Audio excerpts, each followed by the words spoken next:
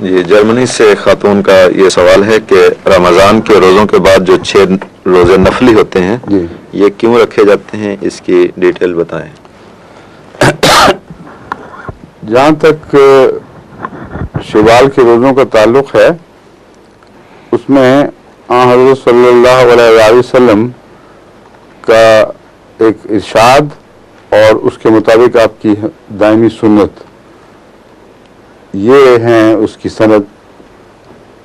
اور حضرت صلی اللہ علیہ وسلم نے سوائے ایک دفعہ کے جب وہ نہیں رکھ سکے تھے، آپ نے پھر دوسرے وقت میں وہ زائد روزے رکھ کر تو اس کمی کو پھر پورا فرما دیا تھا۔ اس استثناء کے سوا ہمیشہ آپ نے شوال کے روزے رکھے جو 6 ہیں، اور جو اسلامی سال ہے اس کے دن 360 بنتے ہیں، اور 36 روزے 30 رمضان کے اور 6 وہ روزے ملا لیے جائیں تو 10واں حصہ بنتے ہیں۔ تو اس میں وصیت کا مضمون مضمر ہے کہ اگر قربانی کر کے کوئی لازمی چندوں سے آگے بڑھتا ہے تو وہ 10واں حصہ کر دیتا ہے 16ویں حصے کی بجائے۔ تو حضرت صلی اللہ علیہ وسلم کی سنت ہی میں سند ہے ہمارے چندوں کے اس نظام کی بھی۔ آپ نے فرمایا 30 تو فرض ہیں، مگر اگر کوئی زائد کر دے تو 10ویں حصے تک اس کی قربانی شمار ہو جائے گی۔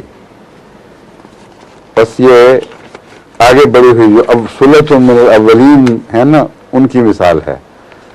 ان کی پیروی میں جو اس زمانے میں کر سکتے ہیں وہ بھی ان کے ساتھ اس نیک سنت میں شامل ہو سکتے ہیں۔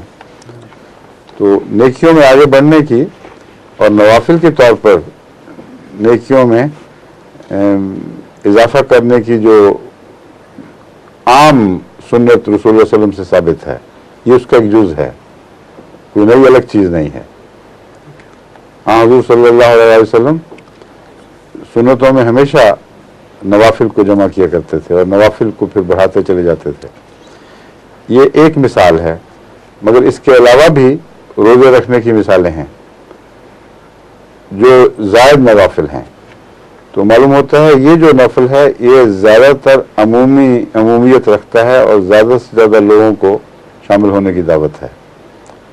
دیگر نفلی روزے جو ہیں وہ اسی کی اگلی منزل ہیں، لیکن نسبتاً کم لوگوں کو توفیق ملتی ہے۔ ایک حدیث کے الفاظ ایسے ہیں جو بہت توجہ طلب ہیں۔ حضرت صلی اللہ علیہ وسلم نے فرمایا کہ جو یہ کرے گا گویا اس نے سارا سال روزے رکھے۔ بس اس کو غور سے دیکھیں، اصل بات یہ ہے کہ جب 10واں حصہ ادا ہو جاتا ہے تو آگے پھر اللہ کا فضل شروع ہو جاتا ہے، اور اللہ کے فضل کی وہ خاص مثال جو قربانیوں میں آگے بڑھنے والوں کے لیے استعمال ہو سکتی ہے وہ یہ مثال ہے کہ جو لوگ بعض قربانیوں میں اگلا قدم اٹھاتے ہیں، اللہ تعالیٰ ان کے لیے ان کو 10 گنا زیادہ ثواب عطا فرما دیتا ہے۔ تو 1 اور 10 کے ثواب کی نسبت اس میں شامل ہو جاتی ہے۔ 30 کو آپ 36 بنا دیں تو سارے سال کا 10واں حصہ ادا ہو گیا، اور خدا نے اس قربانی کو 10 گنا زیادہ بڑھا دیا تو سارے سال پر حاوی ہو گئی۔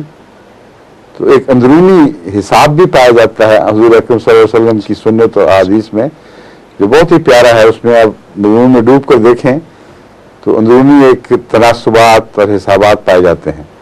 تو اس پہلو سے یہ کافی اہمیت رکھنے والے روزے ہیں، جن کو توفیق ہو ان کو رکھنے چاہیے، مگر جو ایک دفعہ شروع کر دیں ان کو پھر ہمیشہ رکھنے چاہیے۔ ظہور